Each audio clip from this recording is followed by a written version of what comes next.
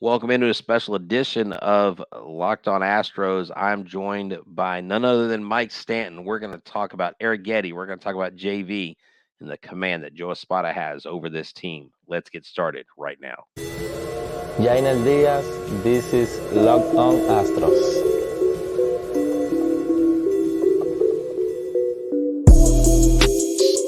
Hello and welcome to Locked On Astros, your daily Astros podcast. Here are your hosts, Eric the Man Huysman and Brett H-Town Wheelhouse Chancey.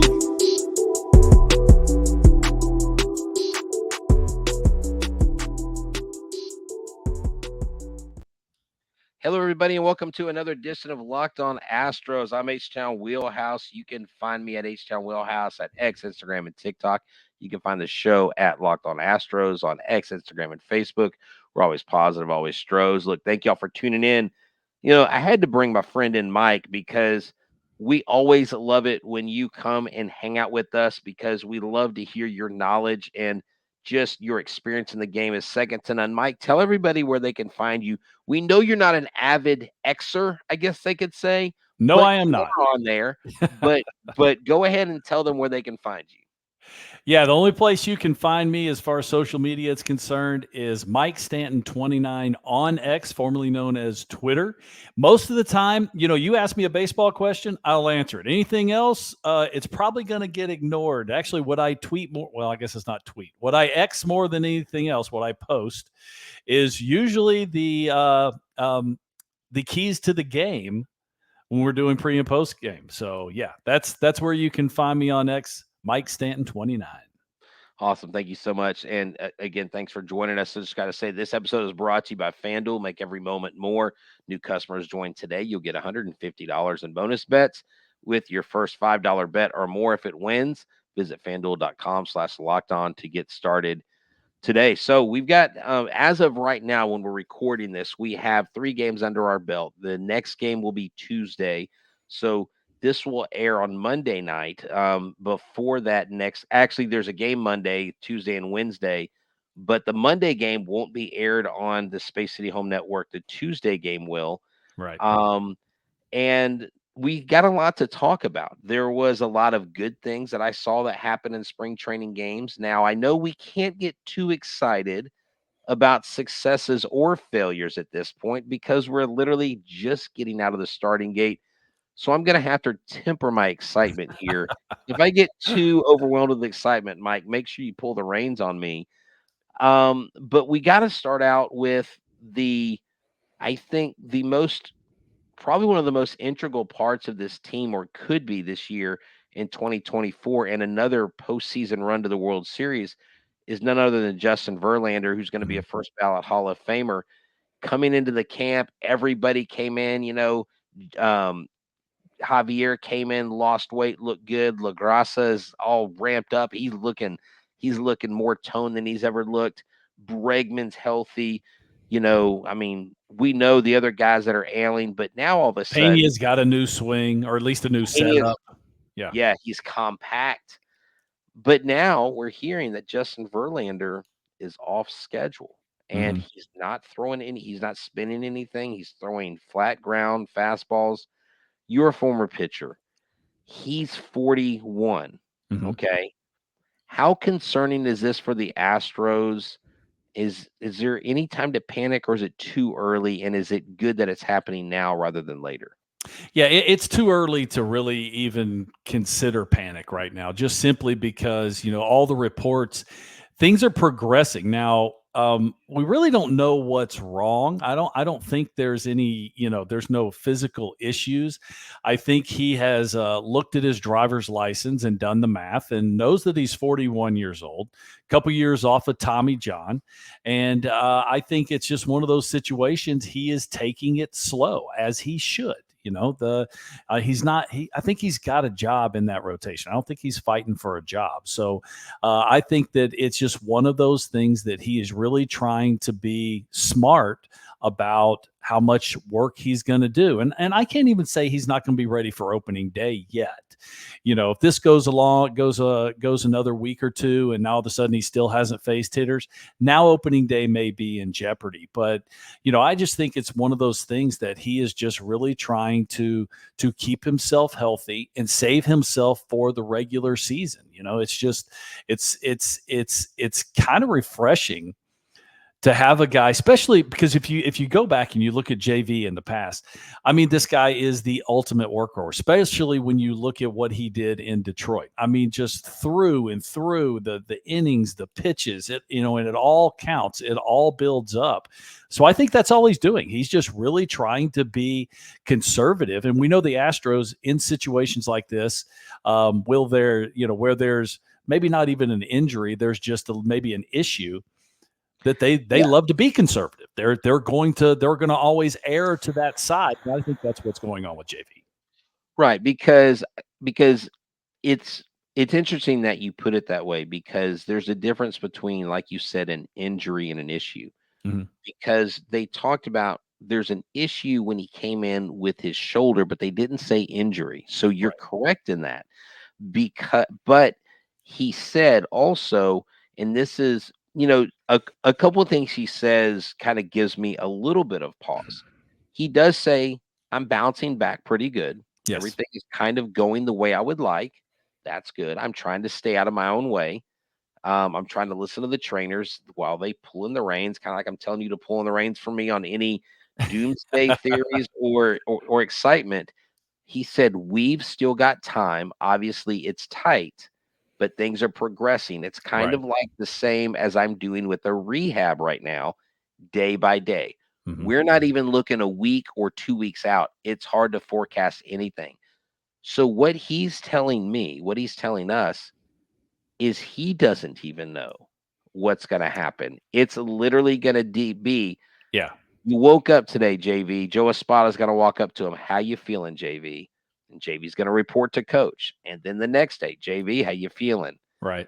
And then he has 5 consecutive days where he's feeling great. All right, you know what? Let's go from flat ground to the mound. Is that kind of how it progresses when you're working through this? Yeah, it's really up to Justin himself. I mean, if he feels like throwing off the mound, guess what? He's going to throw off the mound. Like you said, you're talking about a future first ballot Hall of Famer, one of the best Astro pitchers to ever put on the uniform. So he's really going to do what he wants to do. I think part of what here's my disclaimer.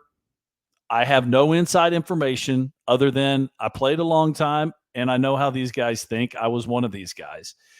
I think part of this is he doesn't want to set expectations.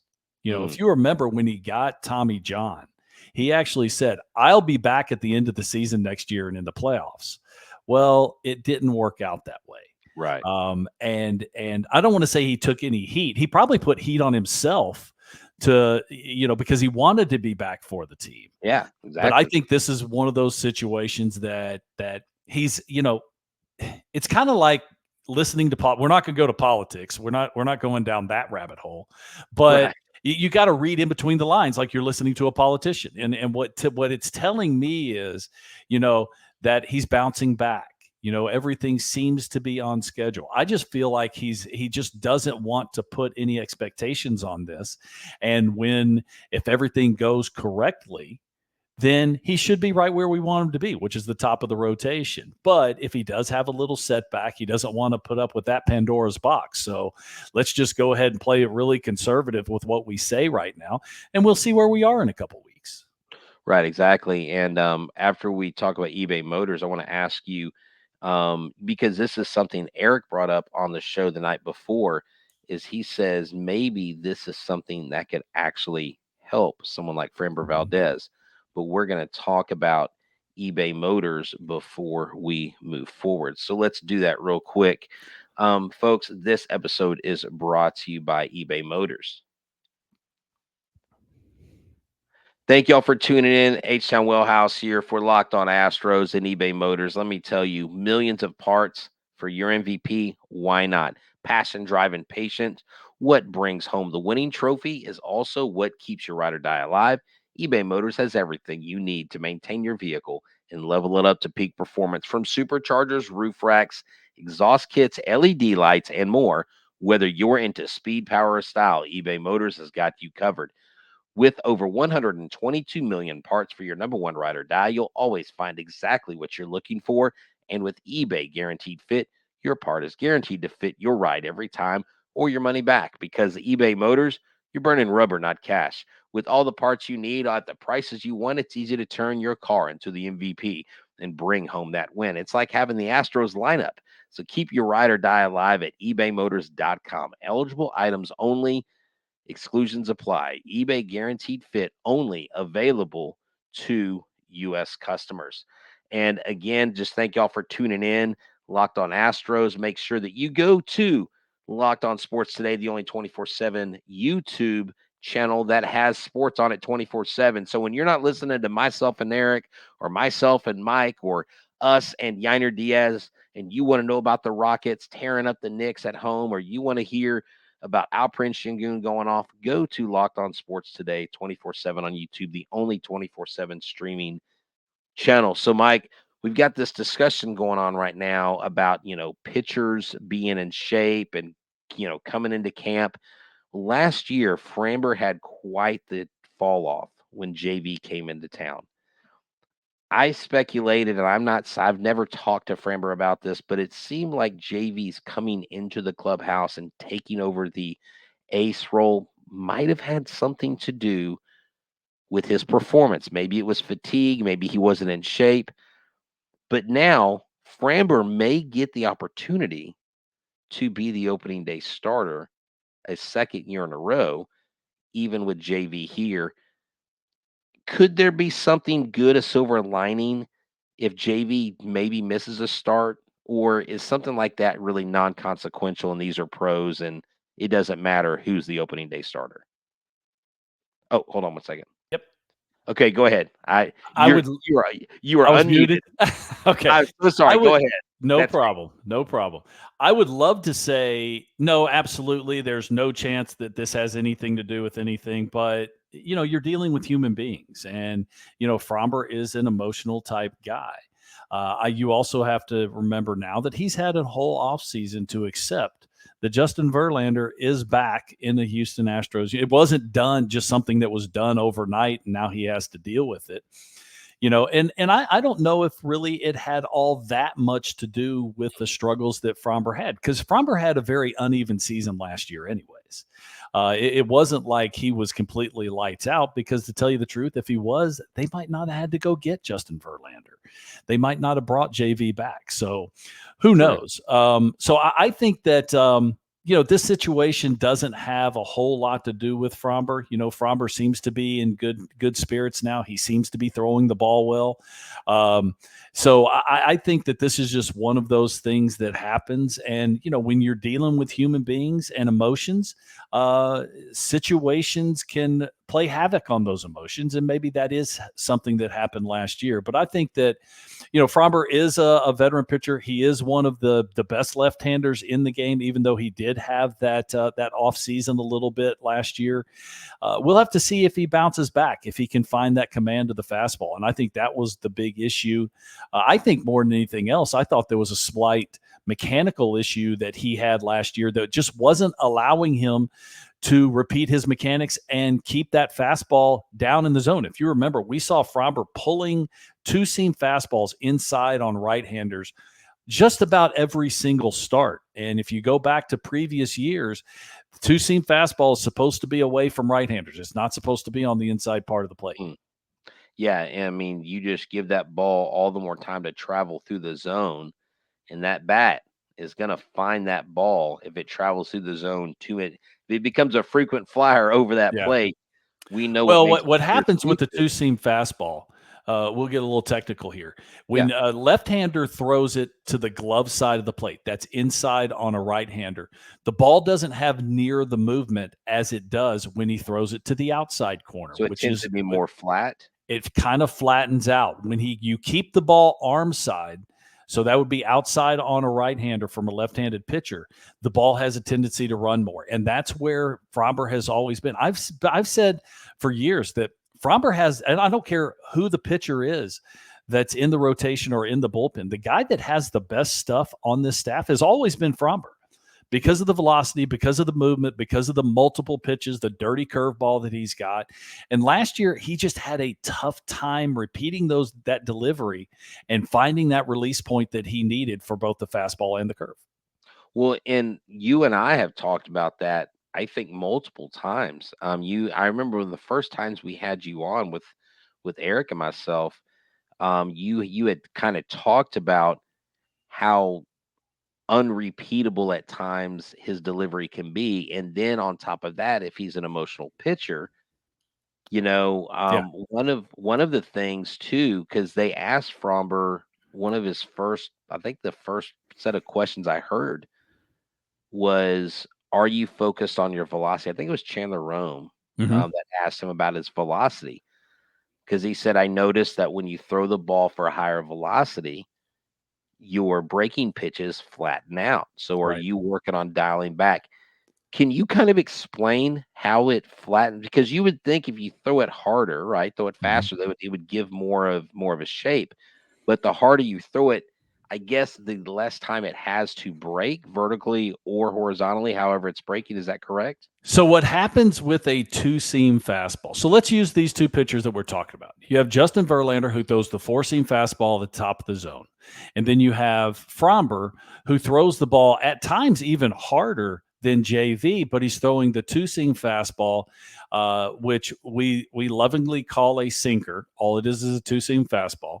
It's a nickname for that pitch that he throw at the bottom of the zone. Now, what allows the ball to sink is a lack of what's called spin rate, how Mm. fast the ball is spinning. JV's got that life, we call it life, that ride at the top of the zone. And what allows that ball to not fall is what spin rate. It's not velocity, it's how fast the ball is spinning. Ah, So a okay. four-seam fastball spins fast, a two-seam fastball that sinks spins slow. So when Fromber's velocity went up, and we saw it last year, we saw him get up to 98 miles an hour. He was up 97 miles an hour many times, but he was having to throw the ball with more effort. And by throwing the ball with more effort, he lost his command, meaning he wasn't putting the ball where he wanted to, and he was spinning the ball faster. So he was throwing the ball not just harder, he was spinning the ball harder, which makes the ball just kind of tail, which at times looks good, but for hitters, the tail doesn't do a whole lot. You need the ball to sink, especially when you're a ground ball pitcher like Framber was. And we saw his ground ball rate go up last year. And I think that's got something to do with it, that he was throwing the ball with a little bit higher velocity and that ball wasn't sinking quite as much. Yeah, it's just amazing when you really get into a conversation about pitching. I look back on my Little League years or my Dixie League years or Pony League years, and I'm like, I know my dad and all my coaches all had the best intentions, but I don't think anybody really ever knew anything about pitching. I mean, I'm sitting there thinking everything that I've been told Yeah. growing up is totally blown out of the water. And what amazes me is the amount of information the Astros give these pitchers, you Oh, know? sure. Well, I mean, there is definitely, so the old saying of paralysis by analysis lives brighter today than ever before because of all the information, because of the high speed cameras, because we didn't know listen, you don't feel bad, because I played and we didn't know what spin rate was. We didn't know what that meant. We didn't know that a four seam fastball was supposed to have a high spin rate and a two seam fastball was not. Right. We didn't know that a split finger fastball, the reason it moves is because it doesn't spin hardly at all. It's not quite a knuckleball, but that's what makes a split finger fastball dive, is that it doesn't have a high spin rate. So, we didn't know all this even when I played, a couple decades ago. So Yeah. this is all relatively new as far as the data that these guys have. Some guys use it, some guys don't. Everybody's a little bit different, but the data is there, and I think it's one of the issues that we see with any young player coming up, that they get inundated with data when they get to the big leagues, and all of a sudden you have that paralysis by analysis, that you forget, the brain gets in the way and the body isn't able to do what it's supposed to do. because I can't count on both hands because almost every one of them told me the guys before they made it up, whether it was Greg Kessinger or Jake Myers or any, these guys, Corey Julks, they literally have all said this phrase. I didn't realize how much they knew about me. And then I realized they know more about me than I know about me. No doubt. No But doubt. That is 100% true. but to back that up, the reason why it's an advantage for the Astros organization is they say, okay, we don't want you to like consume all this information. We're going to find the things that work for you so that you can be the most complete player. Right. Like we can't give you everything because you're not going to be able to work on everything. So we're going to say, okay, what do we want to pick out? Where do we see your weaknesses? Where do we see your work? And that's why I love seeing the film footage from spring training where Josh Hader or Hunter Brown or Arrighetti or Javier throws a pitch and they go back and they talk to Miller and they're looking at the high speed camera and they're talking. They're, you see the hand motions and look, they are tooled up just like. Look, if you want to be tooled up for this NBA season, it is coming to a close. Well, we're almost in the playoff time, and FanDuel has a great deal for you. I want to tell you guys about that. This episode is brought to you by FanDuel. FanDuel is America's #1 sports book. Right now, you get $150 in bonus bets with any winning $5 bet or more. Just go to FanDuel.com/locked on. Look, get buckets with your first bet with FanDuel. Why? Because I just told you $150 for a $5 winning bet. I mean, don't tell FanDuel, but that doesn't seem like a good deal for them, but it's great for you. That's right. If your bet wins $5 or more, $150, need I say more? Bet all your favorite NBA players like Luka Doncic. You could vote for Giannis. Maybe you're still a LeBron guy. You think he's the GOAT. Or you even got Alperen Şengün or Wemby in San Antonio. Look, with all these guys, quick bets, live same game parlays, exclusive props, and so much more. So just visit fanduel.com/locked on and shoot your shot. FanDuel, the official sportsbook partner of the NBA. All right, and we're back. And so Mike, it's always interesting to me to hear all these ins and the outs of the pitching. We've got JV. We've got McCullers and Garcia. We don't know what they're going to be like when they come back. We know McCullers is probably going to get retooled. We just heard that. Forrest Whitley was supposed to throw to hitters, and then he had a swelling of his middle finger, so he's not going to pitch for another few days. But Spencer Arrighetti is a story and a guy that everybody's talking about. He's got big stuff, big right-hander. He throws a lot of big pitches.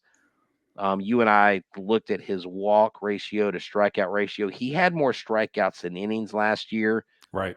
But what is Spencer Arrighetti if he's wanting to get on this ball club? You've got a litany of pitchers. Espada said that he may make spot starts here or there. Does he just need to focus on what he's doing there and not worry about the major league call, or does he need to have his mind set on Minute Maid Park?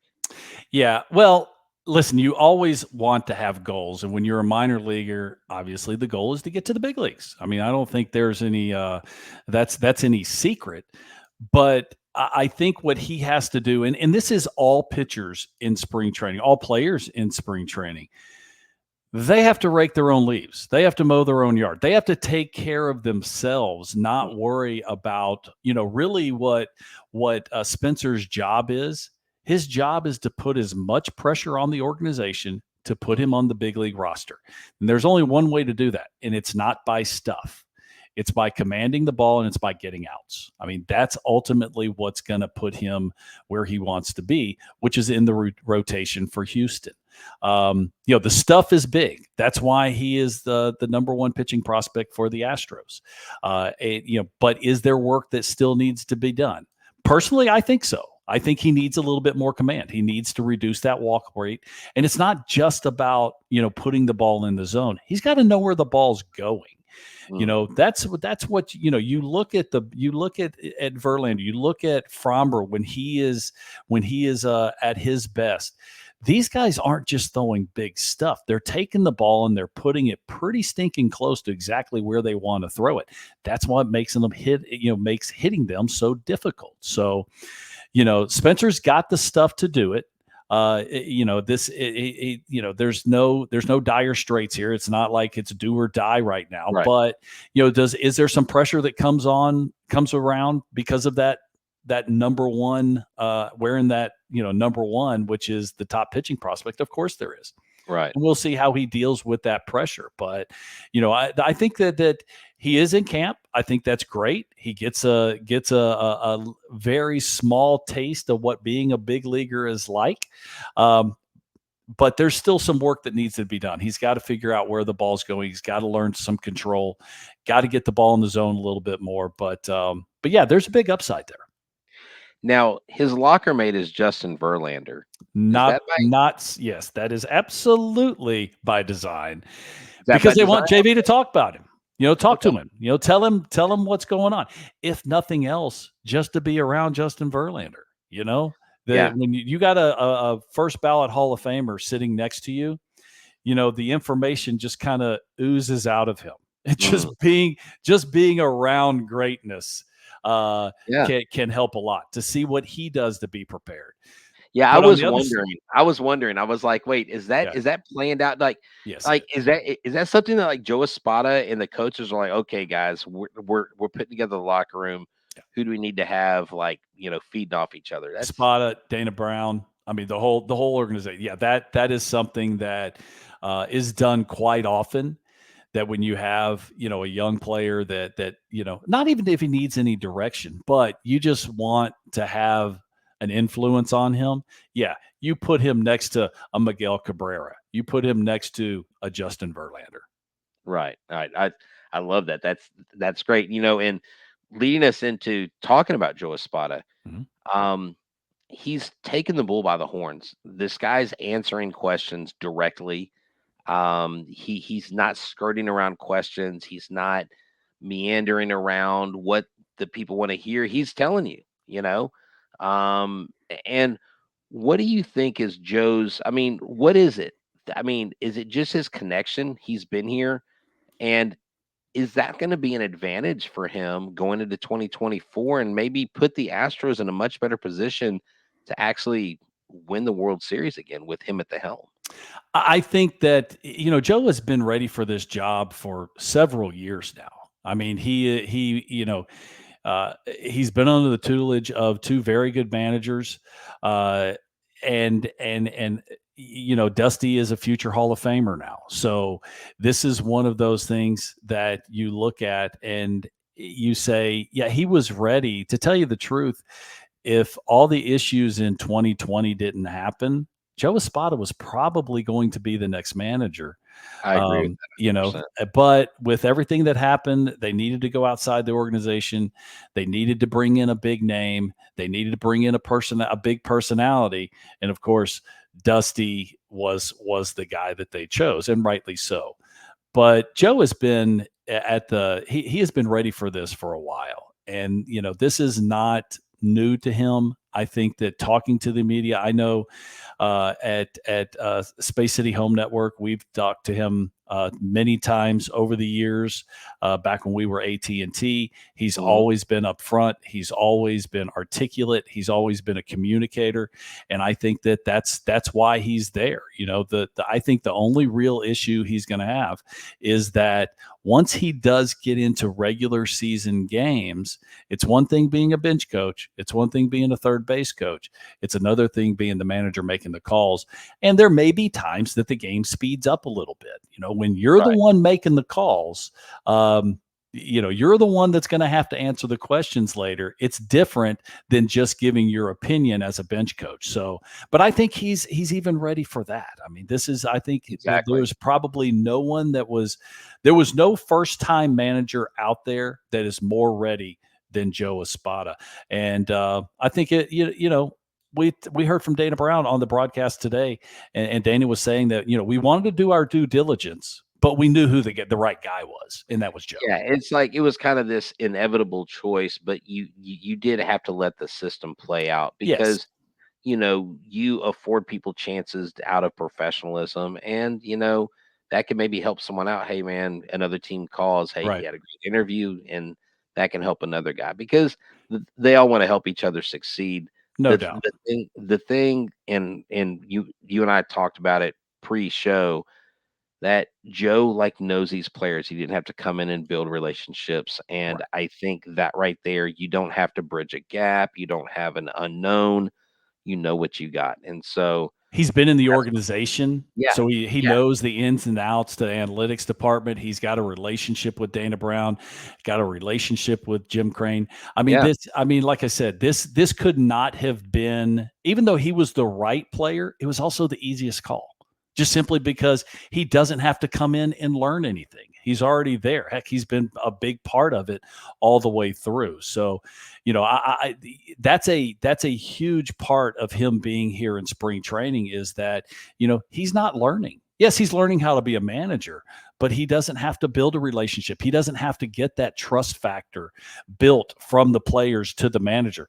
It's right. already there. And so, he's 2, 3, 10 steps ahead of what even a veteran manager would come into this situation. I agree with that wholeheartedly. Mike, this has been a great show. Thank you for, again, your expertise, your knowledge, and just, you always bring a wealth of information, and I always enjoy the conversation. I know our listeners will too. So thank y'all so much for tuning in to Locked on Astros. For myself, from Eric Huysman, everybody here at Locked on Astros, and Mike Stanton, y'all have a great day. Y'all have fun. Mike, let's go out there and watch some Astros. Let's do it. Let's do it. Adios. Adios. Have a good one. We're out.